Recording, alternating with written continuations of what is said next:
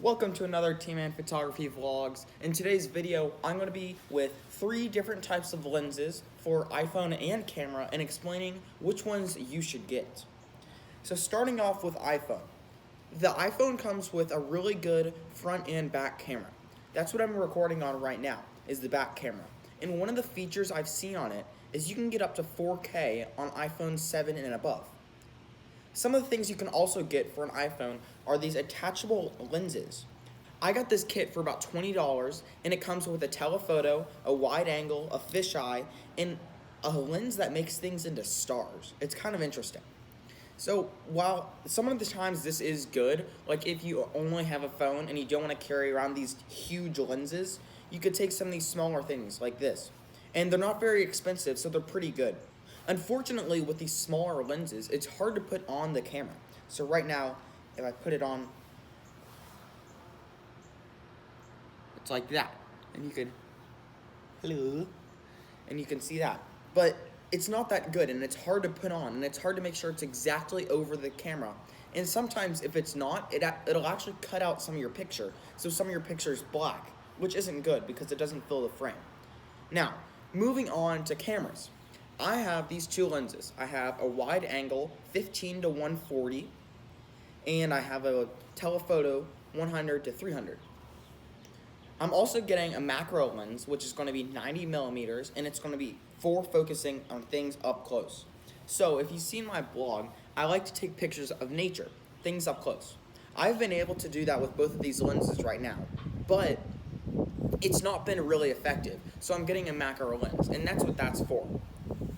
I believe that there are 3 lenses every photographer who shoots things like me, things like nature, things of birds, things of flowers, should get.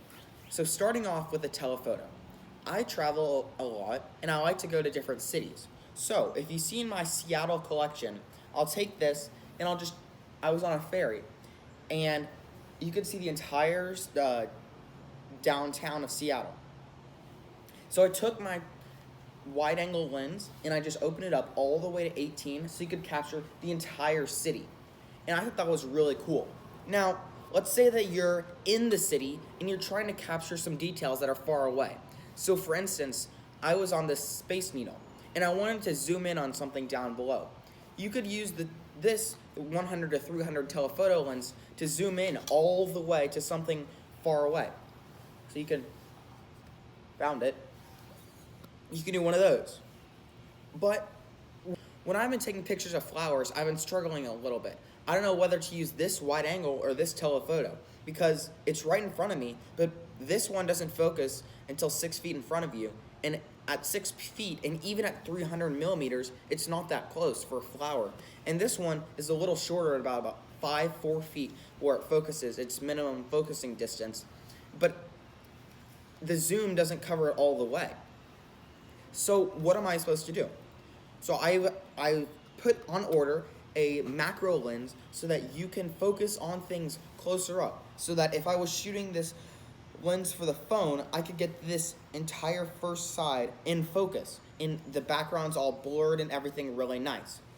Some other features about the telephoto lens is that you can zoom in from a really far place. So right now there are some birds over there in the tree, and if I had my camera with me, I could zoom in all the way to capture the birds on top of the tree and have the sky. It's a gray sky right now, so it's really nice. I kind of wish I took a picture of this, but you can have the birds with the gray sky in the background. Now, let's say that I wanted to get this entire tree. I could take the wide angle and then keep it at 18 or something low like 50 or 70 and then just take the entire tree, which would also be pretty cool since there are a lot of birds on it and you can definitely tell that they're birds. So those are the 2 benefits of a telephoto and a wide angle, and then also the lens for phone. I hope that this video was useful to you, how there are 3 different types of lenses for cameras in my opinion, and there's 2 for an iPhone, the accessory kit and the regular lens. And that's all for today's video. Come back next week for a video on how to shoot in severe/cold/unusual weather.